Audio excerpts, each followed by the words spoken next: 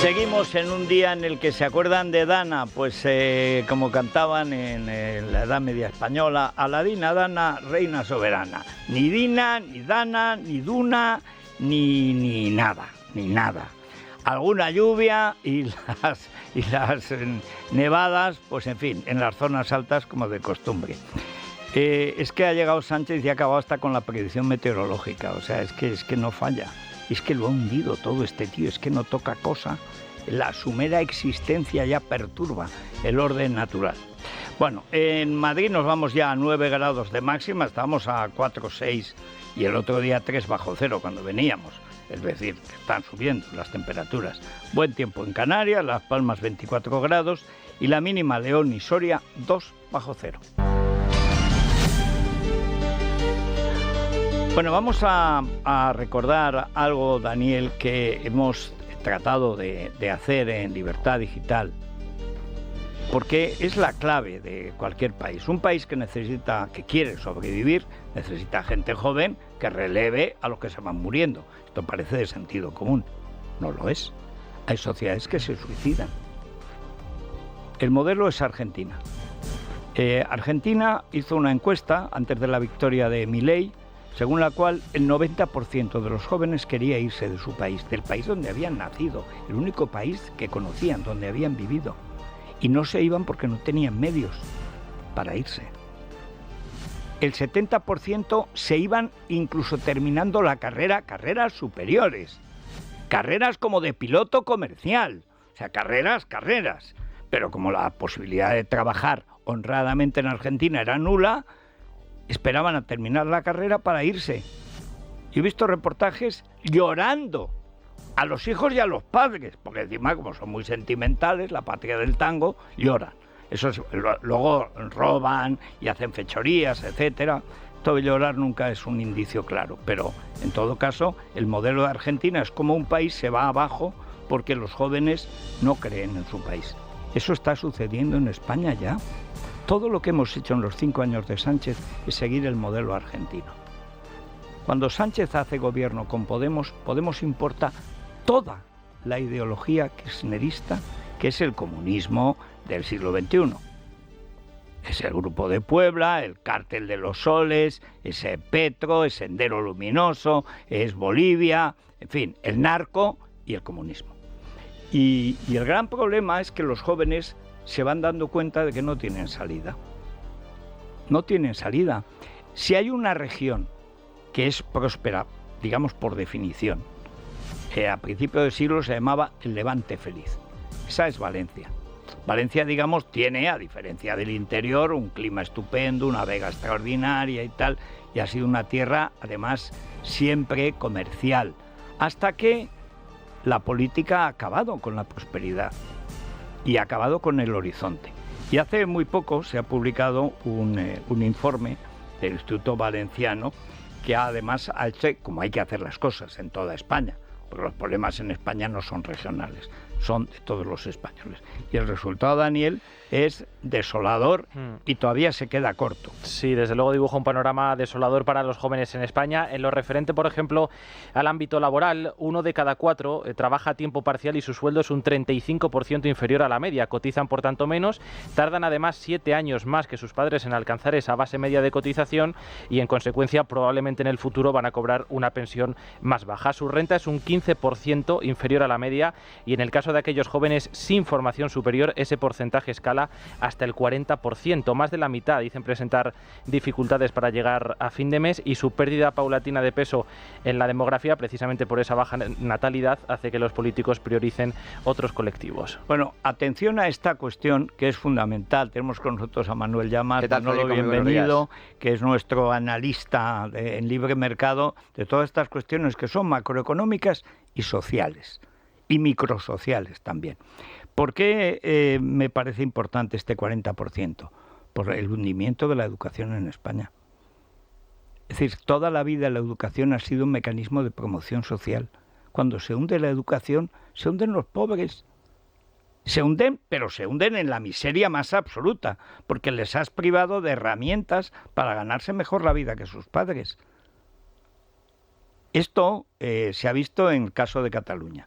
Cataluña era la región más rica de España, hasta que ya, claro, por culpa de la política, pues ahora la ha pasado Madrid, teniendo 2 millones menos de habitantes, tiene más Producto Interior Bruto Madrid que Cataluña. Eso sí, siguen presumiendo. Pero el problema de fondo es que la educación en Cataluña es la peor de España. La peor en catalán y la peor en español.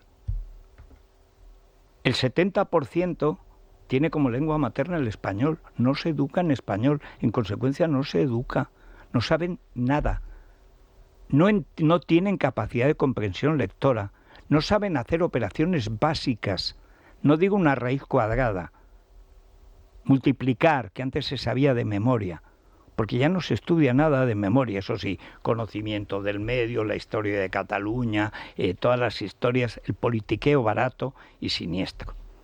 Pero la realidad del cuento es que los jóvenes se quieren ir. Esto en el comunismo se llamaba los que votan con los pies. En los países comunistas, como no se puede votar, la gente que puede vota con los pies y se larga y se va sin dar explicaciones. Y este es el gran problema que está empezando a tener España. Hemos creado un modelo argentino de gente que vive mal de las paguitas del Estado, que dependa del Estado. Gente que no se sabe ganar la vida, que no sabe competir, que le da miedo salir a competir y que quiere pequeños privilegios para su chiringuito. Pero que sea en Valencia donde se ha hecho este estudio, tiene más valor porque por lo que decía antes, es que era, y lo fue además en tiempos de Zaplana, la zona más próspera de España con Madrid. Valencia pasó de estar hundida con el socialismo en la miseria a tener unos años de un crecimiento espectacular. Basta ver Valencia, lo que fue antes de Rita y lo que ha sido después. Basta ir hoy a la Comunidad Valenciana y haberla conocido hace 30 años. Pero igual que Madrid. O sea, es que es otro mundo. No es que sea mejor, es que es otra dimensión. Bueno, pues está muy bien que además en Valencia, que es una zona donde hay mucha inmigración y mucha emigración, siempre ha habido mucho trasiego de población en Levante, como en todas las zonas costeras, agrícolas, comerciales, y además tiene que ser así. Don Francisco Pérez es el director del Instituto Valenciano de Investigaciones Económicas. Y a mí me parece interesante preguntarle por qué se han preocupado de esto que tan poca gente se preocupa, que es qué horizonte tienen los jóvenes. Don Francisco, muy buenos días. Buenos días. Bueno, en primer lugar, primero, enhorabuena porque se han preocupado de alguien que se preocupa, pues poca gente se preocupa, la verdad. Y luego, además de los números que les salen, ¿qué impresión tienen ustedes después del estudio? Bueno, efectivamente, nosotros hemos intentado hacer una radiografía muy amplia de la situación de los jóvenes españoles y hemos considerado muchas dimensiones de esa situación, ¿no? Tanto las que tienen que ver con la educación como con el mercado de trabajo, como cómo esto influye en el proceso de emancipación de los jóvenes. También hemos intentado hablar de sus actitudes y de su futuro, ¿no? Es decir, las dificultades en el mercado de trabajo proyectan zonas de sombra sobre lo que puede ser incluso su jubilación, ¿no? Y el resultado de todo eso es doble. En primer lugar, que efectivamente los problemas de los jóvenes españoles son muy importantes, en particular con lo que sucede en el mercado laboral, que condiciona, como decía hace un momento, su emancipación, la formación de una familia independiente, la decisión de tener hijos, etcétera. Pero también hemos subrayado que las generaciones no son todo homogéneo.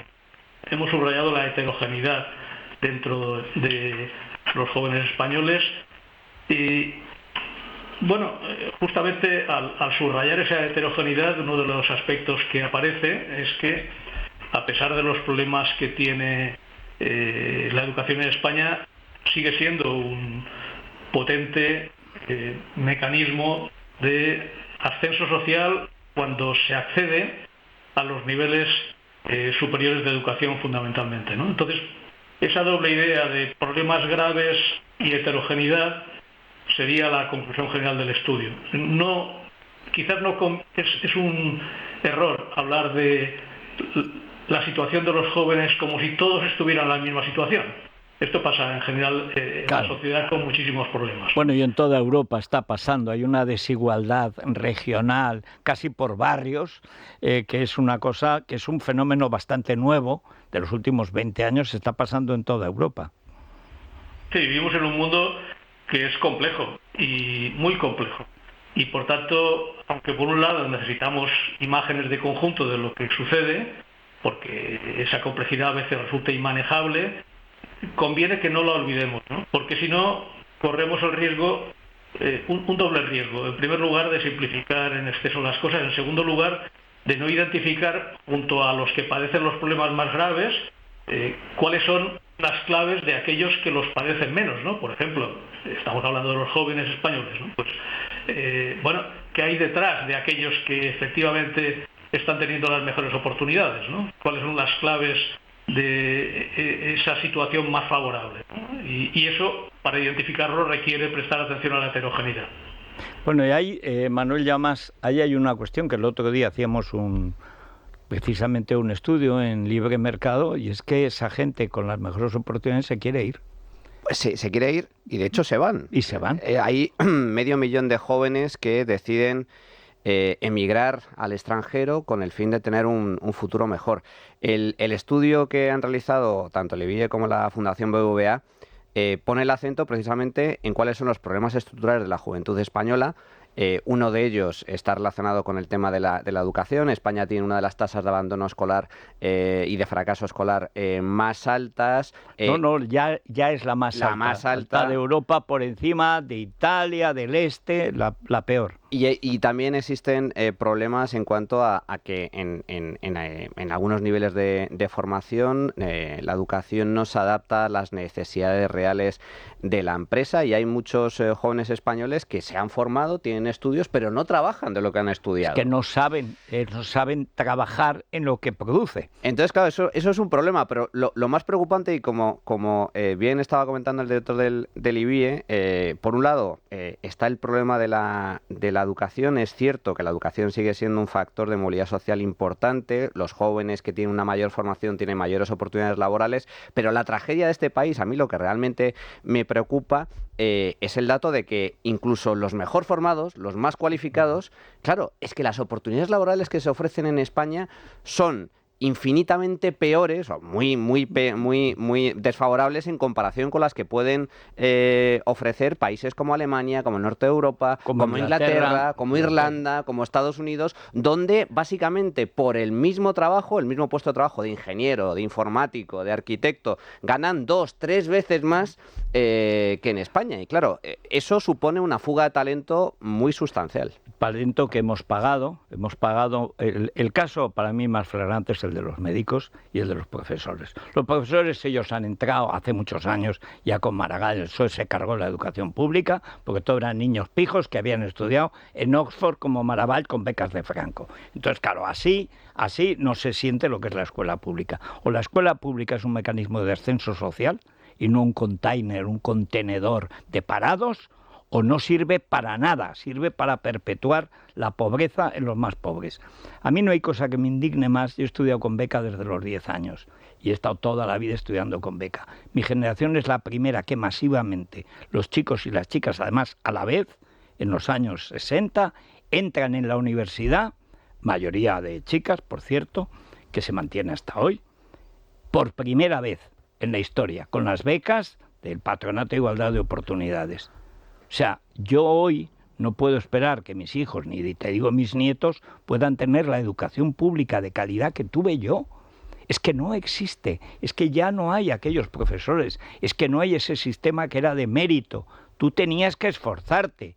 Ahora puedes pasar de curso con 3 suspensos. Teníamos que aprobar la media de 7 para repetir, y por supuesto que conservamos la beca, porque era nuestra obligación estudiar.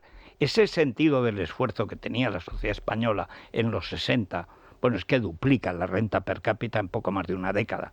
¿Por qué? Porque era el espíritu de la época, y cuando hay dinero se mete en educación y eso produce un salto extraordinario. Había escuelas de maestría industrial, de escuelas sindicales, se trabajaban, eran 3 años, de los que se hacían, no eran 5 como en la universidad, pero salían colocados. pero es que acabamos la universidad y salíamos colocados. Es decir, si es que estaba lógico, estaba, digamos, engarzado. Se cargan la educación primaria, se cargan el esfuerzo, se cargan la enseñanza media y te aprueban por conocimiento del medio, de la ortiga y del cardo, adiós, adiós. Pero si es que el PISA último de Cataluña, que no saben entender una oración que han escrito ellos. Se escriben una frase y no la saben explicar. Es dramático. Cataluña, una zona riquísima que mete una cantidad de dinero en la educación tremendo. Afecta desde luego, o sea, desde el punto de vista, hay dos problemas estructurales. Uno es el educativo y otro es el productivo. Porque, o sea, lo que hay que preguntarse es, ¿por qué en España los jóvenes cobran mucho menos que en el resto de Europa y por qué hay una mayor precariedad laboral? Uno de los factores clave que analiza muy bien este estudio, llamado Presente y Futuro de la Juventud Española, es que la base del problema radica en la precariedad laboral. España tiene la tasa de paro más alta de Europa, no solo a nivel general, sino también a nivel de los jóvenes. La tasa de paro ronda el 28% entre los menores de 25 años. En Alemania no llega al 6%. Esa es una. O sea, hay muchos jóvenes que no encuentran trabajo. Hay muchos jóvenes que encontrando trabajo, ese trabajo es temporal, es precario, está mal pagado, mal remunerado en comparación con otros países. Por lo tanto, es un problema educativo y es un problema, desde mi punto de vista, también productivo.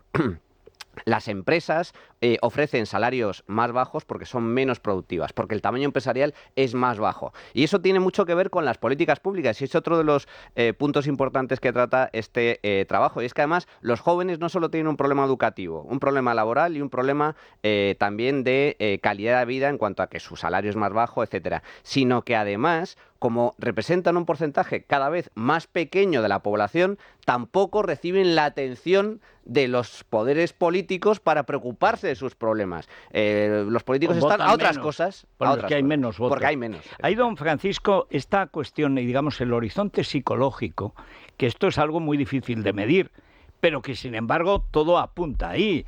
Es decir, aún así en España la calidad de vida es muy buena. Incluso en zonas pobres se vive bastante mejor que en zonas ricas de Estados Unidos, digo en la vida cotidiana. Pero claro, el horizonte psicológico te lleva a irte. Y esto ¿cómo se puede medir, don Francisco? O sobre todo, ¿cómo se puede empezar a cambiar? Por ejemplo, el otro día me dieron un informe, me parece que era de Alicante, de cómo estaba mejorando el nivel en la educación básica en Alicante, la educación básica y el bachillerato elemental que hemos dicho siempre, no sé cómo le llamarán ahora, por los profesores y por los alumnos. Es decir, hay una conciencia de esa precariedad y por lo tanto se está produciendo un fenómeno de esfuerzo. Al menos esto era una parte además de la Comunidad Valenciana que siempre ha sido muy dinámica y cambia más rápidamente que otras, como pasa con la de Madrid. Otras no cambian, ni para bien ni para mal, ¿no? Pero esto, don Francisco, el horizonte psicológico de que un joven se esfuerce, porque si se esfuerza puede conseguir algo, ¿esto cómo se puede ir modificando? Bueno, en ese aspecto, como en otros tantos, lo que suceda en la escuela es muy importante, desde luego, también en la familia, pero hay que tener en cuenta que el ámbito de las familias es más heterogéneo, debería ser más heterogéneo que el de la escuela, ¿no? Y por tanto, la capacidad de aportar a quienes no tienen un entorno favorable en sus familias otro tipo de elementos, como por ejemplo esa cultura del esfuerzo, es una responsabilidad más importante de la escuela. Yo creo que cuando se observa cuál es la situación de los jóvenes en los que los problemas son más graves, por ejemplo, ese cerca de 1 millón de jóvenes que llamamos ninis, es decir, que ya tienen edad de trabajar pero ni estudian ni trabajan, cuando se mira cómo se ha formado, qué ha dado origen a esa situación, lo que encontramos es una acumulación de circunstancias que se da con más frecuencia en personas que vienen de un entorno socioeconómico desfavorable, que empiezan tarde por falta de oferta adecuada a la educación infantil y por falta también de recursos para poder llevar, ojo que a veces la educación infantil representa un esfuerzo que no está al alcance de todas las familias, ¿no? Porque está menos subvencionada que que otros niveles educativos. Hay un problema de retraso en el comienzo, hay un problema de que aparecen dificultades que implican repeticiones y que favorecen el abandono temprano, y cuando se deja la escuela en el momento en el que finaliza la educación obligatoria y la formación no va más allá, y cuando además a veces cuando se deja la escuela los conocimientos adquiridos son escasos, la evidencia nos dice que las dificultades de inserción laboral son particularmente graves. Dicho de otra manera, que muchas veces no se encuentra empleo y se permanece en el desempleo corriendo un fuerte riesgo de exclusión social. Por tanto, por esa razón, una de las cosas que es más importante, nosotros lo decimos en las conclusiones del estudio, es el refuerzo de la atención a estos jóvenes que padecen los mayores riesgos, ¿no? Yo creo que, puesto que conocemos que la situación de llegada al final del proceso educativo no es la misma, y sabemos que para algunos a partir de ese final, que es demasiado temprano, las dificultades son mayores, ahí es donde habría que apuntar de manera muy decidida. Es decir, cuando nosotros hablamos de falta de atención a ciertos problemas de los jóvenes, sobre todo de los jóvenes que padecen mayores dificultades, lo que queremos decir es que, bueno, si sabemos que hay cerca de 1 millón de ninis, las políticas públicas deberían estar permanentemente orientadas a la reducción de ese enorme colectivo, porque eso significa muchas dificultades para el riesgo de las etapas de la vida, ¿no? Pero fíjese que, volviendo a la idea de la heterogeneidad, tenemos por una parte problemas en los resultados del sistema educativo, pero también, como decían ustedes, problemas de absorción de las capacidades por el tejido productivo. Dicho de otra manera, la paradoja que se produce entre los problemas de empleo aquí y las oportunidades de empleo fuera, lo que significa es que algunas de las cuestiones que subrayamos respecto de la falta de preparación de los jóvenes españoles no parecen apreciarlas las empresas de otros países. Por tanto, hay varias cosas mezcladas, ¿no? En algunos casos hay un problema de falta de preparación, en otros casos hay un problema de falta de oportunidades que tiene que ver con un tejido productivo en el que van avanzando las demandas de cualificación que mejor se corresponden con la preparación actual de los jóvenes españoles, pero no lo suficiente. Bueno, ahora cuando miramos cuál es el porcentaje de puestos de alta cualificación en el tejido productivo español, vemos que ha mejorado mucho y los jóvenes ocupan una parte cada vez mayor de esos puestos que requieren alta cualificación. Pero a pesar de todo no absorbemos adecuadamente. Detrás de los ingenieros que emigran o de los médicos que emigran está una insuficiente capacidad de absorción, ¿no? Y esto tiene que ver con la transformación del tejido productivo español, que tiene que ser más intensa y más orientada hacia el conocimiento de lo que es hasta este momento. Bueno, y la última cuestión, Manolo, es, estamos ante hay 1 millón de gente que ni estudia ni trabaja y tampoco quiere un empleo, porque hay un montón de empresarios que quieren contratar a gente, por ejemplo, en Navidades o en épocas estacionales, y de ninguna manera la gente prefiere la paguita. Que este es otro problema psicológico, que es el acostumbramiento al vivir precario, pero digamos maleando por aquí, por allí, vagueando por aquí, la paguita por allá, la abuela, el tío, otro que me da no sé qué, y al final el cobrar en negro, porque esto lo que lleva es a una economía sumergida de una precariedad absoluta donde ya no se mira nada. Y es trágico que es que no haya gente para recoger la fresa en Huelva, cuando hay 100.000 parados en toda la zona del suroeste de Andalucía, que no hay, que no se encuentran, y hay parados. Es otra de las grandes paradojas, como bien estaba comentando don Francisco, del mercado laboral español, ¿no? Pues estamos viendo la paradoja de la juventud española con el tema de los problemas de formación, pero también con problemas de oportunidades laborales, porque incluso aquellos que tienen una alta cualificación, jóvenes muy preparados, resulta que en España no encuentran una salida laboral acorde a su formación o una carrera profesional que les permita prosperar y llevar una vida bueno, pues con un alto nivel económico, acorde a su nivel educativo, y por eso decide emigrar. Esa es una de las paradojas. La otra paradoja, justo lo que estás comentando, Federico, ¿cómo es posible que España, con la tasa de paro más alta de la Unión Europea, del 12%, hay casi 3 millones de personas que están en paro, y sin embargo las propias empresas dicen que en muchos casos tienen auténticos problemas para encontrar trabajadores? Sí, señor, es así. ¿Qué es lo que pasa? Bueno, pues pasa que se está instaurando en España algo que, como bien ponías como ejemplo, Argentina, tiene que ver con el asistencialismo. La paguita. La paguita. Vivir del Estado, como decían del comunismo. Ellos hacen como que nos pagan y nosotros hacemos como que trabajamos. Aquí hay un problema relacionado con las políticas activas de empleo, que son de todo menos activas, porque claro, los servicios públicos de empleo está demostrado que no sirven para recolocar parados, sirven para gestionar la tramitación de la prestación. Para que se coloquen liberados sindicales, liberados de la penosa costumbre de trabajar, que desconocen. Lo de ayer del salario mínimo, esta mañana lo comentábamos con este mendrugo, que se pone chulo, pues si no hay acuerdo, se impondrá el acuerdo, pero entonces es que no hay acuerdo, no sabes lo que significa acuerdo, no saben nada. O sea, son una pandilla de petardos, pero de un nivel kirchneriano, o sea, son Kisilovs. Es que es auténtica basura lo que tenemos. Esta mañana, cuando vi las declaraciones del niñato este chulángano, el Pérez Rey digo, pero este tío ¿qué se ha creído? ¿Pero quién se ha creído que es? Si no aceptan el 4%, prepárense por pues vamos a poner el 8. El 8%. Hombre, no, el 14. Y pone el salario mínimo de 7.000 euros. Total, el papel lo aguanta todo. Pero lo que hay que preguntarse desde el punto de vista es por qué España tiene una tasa de paro juvenil del 28%, insisto, y Alemania tiene una tasa de paro juvenil del 6%. Curiosamente, esto normalmente no se dice, pero hay muchos países donde no hay salario mínimo. Y sin embargo ¿qué hace?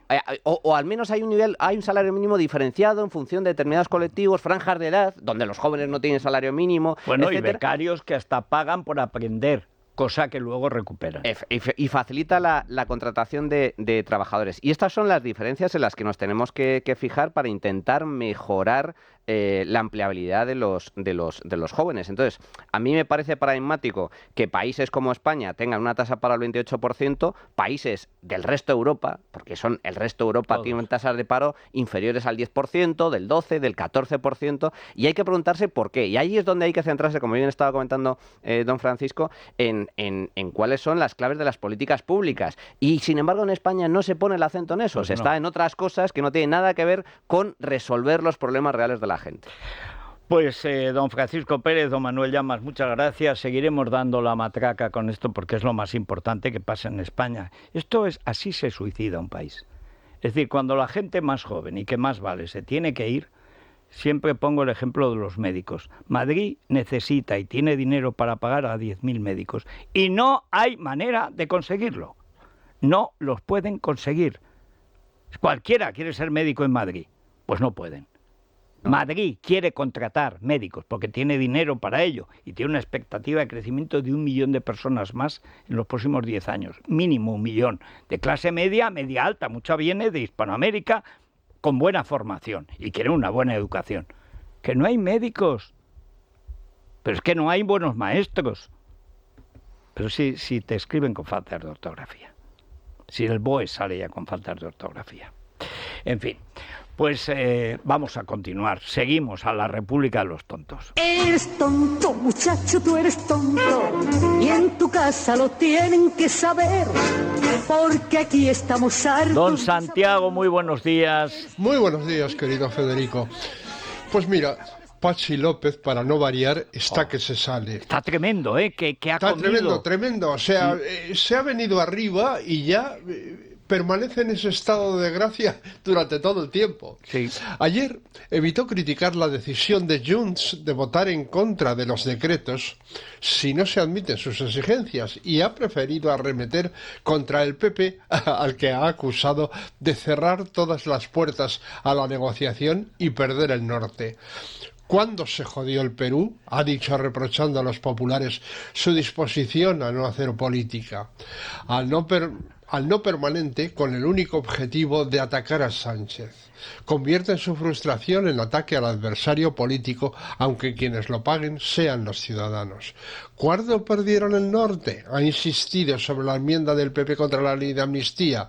Pretenden ilegalizar a millones de personas. No, Mendrugo, solo quieren ilegalizar a los partidos que delinquen. Esos millones de catalanes que los votan siguen teniendo su derecho a voto, pero tendrán que votar por opciones legales. Tendrían que votar, quiero decir, si se aprobara. Ya verás hoy el día, hoy habrá que ver la cara de piedra pómez que tiene Patxi López en la larguísima jornada que vamos a tener hoy en el Parlamento, que empieza en 25 a las minutos. 9, sí, sí. Ya verás qué día, porque ni se sabe lo que va a durar. Y aunque este tiene la cara de cemento armado, suda mucho. Me he fijado que últimamente suda. Y además cuando suda le salen unos goterones que parece gotelé lo que tiene en la cara. Es tremendo. Y imagínate que esto puede acabar a las tantas de la tarde, según le dé a Barmengol. Esto puede sustanciarlo a las 12 de la mañana o acabar a las 11 de la noche. Depende de lo que interese al mando. Exactamente. Bueno, pues el portavoz del PSOE en el Congreso considera que el PP no tiene alternativa para Cataluña y pretende esconderse detrás de los tribunales. Según López, el PP con esta medida no hace sino beneficiar al independentismo proporcionándole argumentos para el victimismo. Son, ha dicho, una fábrica de independentistas. Esta es una acusación recurrente, también se le decía a Mariano Rajoy. El procedimiento idóneo para vencer a los independentistas es, como todo el mundo sabe, darles la razón y rendirse ante ellos. Pero, Patxi, ¿tú sabes lo que es el norte y sabes lo que es el Perú?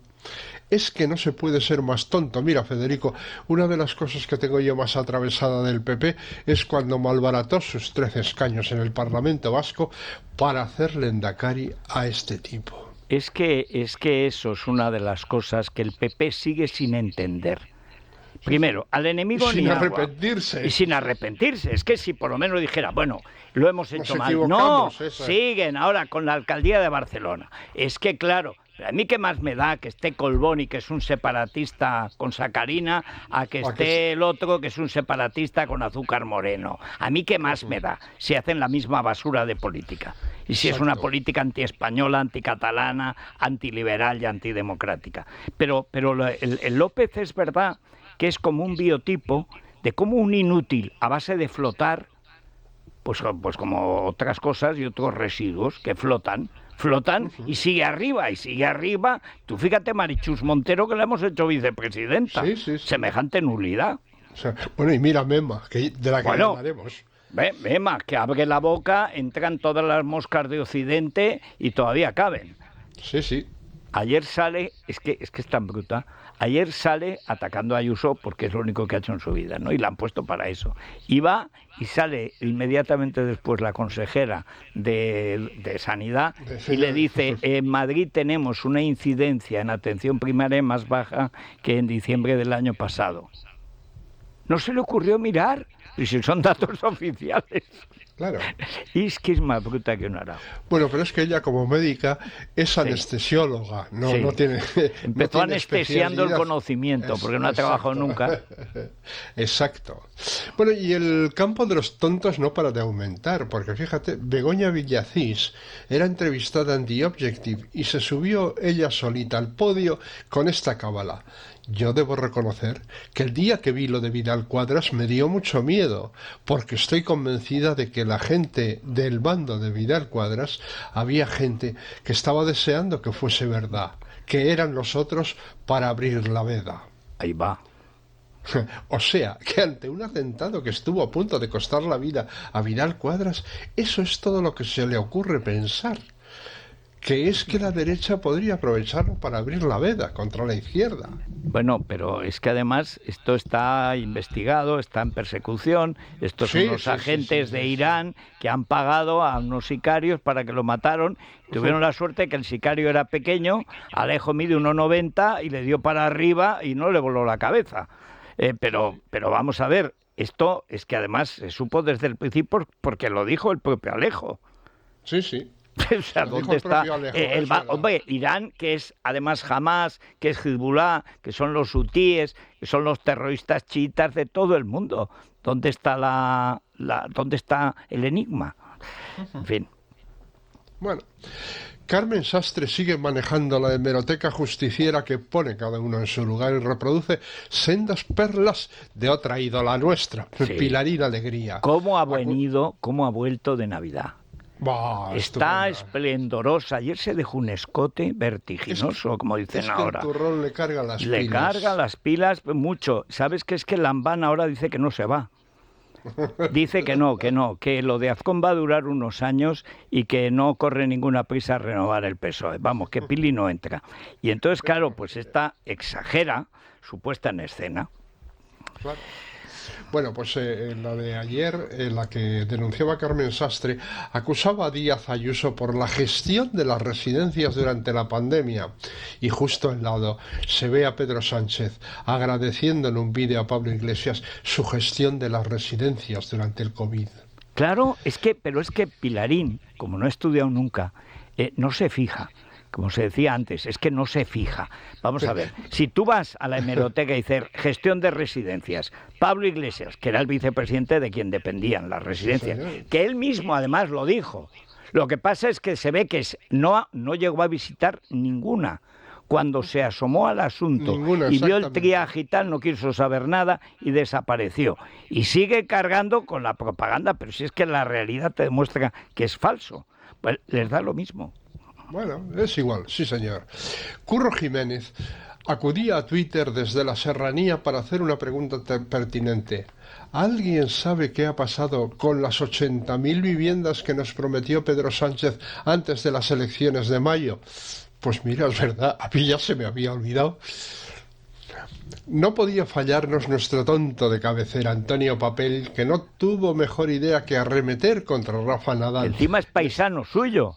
Sí, porque Papel es mallorquín. Sí. Bueno, pues dice, Nadal en dique seco por una nueva lesión. No le conozco de nada, pero es igualmente angustioso asistir al declive inaceptado de un gran tenista que no termina de admitir el peso de la edad. ¿Por qué no disfruta de lo que ya tiene? De una biografía inigualable, en lugar de aspirar con amargura a lo imposible. Bueno, fue trending topic las reacciones y las resumía bastante bien Alfonso Rojo. Antonio Papel, molido a raquetazos por jubilar con desprecio a Rafa Nadal.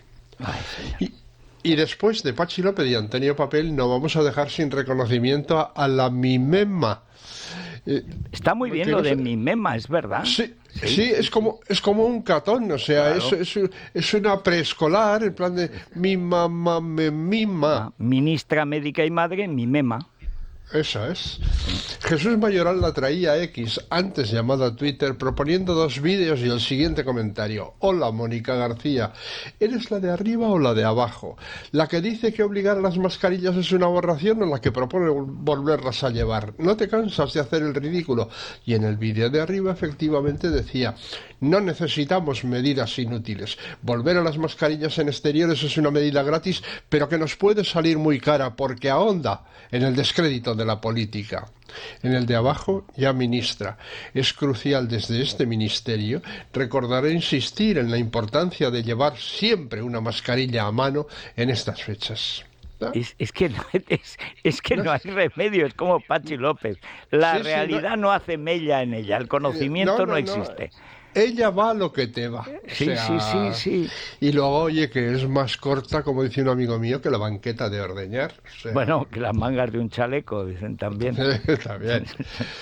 Mejillón Libertario, que hace tiempo que no nos salía, dice, pues ya llevamos algún tiempo en la Comunidad Valenciana con un gobierno con Vox.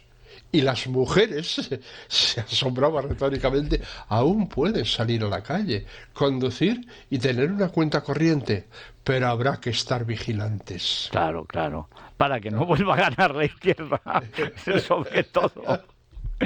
Bueno, pues muchas gracias, Santi. Pues hasta mañana, que será otro día, y a ver qué nos depara. La sesión en el Senado, pero será entretenido. Sí, va a ser un día entretenido y al mismo tiempo deprimente. Sí. Porque Sí, aquí hay un tío que ha comprado la presidencia a unos delincuentes para borrarle sus delitos, pero luego resulta que no puede gobernar porque no tiene mayoría. Y porque le siguen pagando, le siguen haciendo extorsión. Sí, pero pero ¿cómo no te van a hacer extorsión si pagas? O sea, eso es de cajón. En fin, mañana tendremos ocasión de comentar.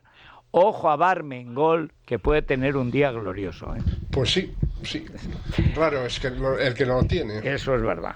Pues vamos, hasta mañana. Muchas gracias. Hasta mañana. ¿Que les duele algo? Pues anda, que no hay motivos. Y Budol. Bueno, legalitas, porque tal y como está la vida, como no tengas un abogado cerca, vas mal, ¿eh? Bueno, Federico, si me cuentas que al número al que más llamas es al de Legalitas, me lo creo, ya que sus abogados te ayudan a resolver todos los asuntos legales del día a día y por eso es imposible dejar de llamar. Un día te ayudan a reclamar una factura, otro te redactan un contrato de alquiler, otro te asesoran en temas fiscales. Bueno, ¿y tú eres ya de Legalitas? Si no lo eres, llama al 900-100-665 y siente el poder de contar con un abogado siempre que lo necesites. Y ahora, por ser oyente de radio, te ahorras un mes el primer año en el 900-100-665. Bueno, hoy los oyentes van a estar, bueno, los que les gusta la política, hay gente que vomitan ya cuando oyen política, pero tienen que seguirla, porque al final nuestra vida la marca esta gentuza. Y vienen además hoy a la tertulia Paco Maruenda y Alejandro Vara, que son zahoríes, porque en esto hace falta gente con experiencia que adivine qué es lo que puede pasar. Yo imagino que los oyentes están esperando a ver qué hace el PP y qué hace Vox para atizarle a Sánchez. Si es que habla Sánchez, que tampoco me extrañaría que desapareciera. O sea que hay muchos asuntos. Hoy es un día de muchísimo intríngulis. Así es, Federico. Hoy queremos preguntar a los oyentes qué les parece lo que está ocurriendo en Galicia con los pellets y cómo lo está utilizando el Partido Socialista de cara a las elecciones gallegas. Si creen que el presidente del gobierno se va a atrever a ir a las costas gallegas para hacerse la foto y si también asistirá a otra de las comunidades afectadas como es Asturias, aunque no haya una cita electoral por delante. En definitiva, pero es que el presidente es socialista. Sabes que además Barbón era el novio de Ariana Lastra. Después de lo que cambió de orientación. En definitiva, si creen que todo esto es una clara manipulación política de cara a las elecciones y por otro lado, sobre el debate que se celebra hoy miércoles en el Congreso y que comenzará a eso de las 9 de la mañana con los 3 decretos de Sánchez y su posible derrota al no conseguir el apoyo necesario. ¿Creen que veremos una oposición firme y fuerte o por el contrario, si piensan que el Partido Popular finalmente cederá? Pues lo vamos a ver de inmediato en la tertulia. Sí, en el teléfono de siempre, en el 648 91 92 60, 648 91 92 60. Vamos ya. Es la mañana. Es radio.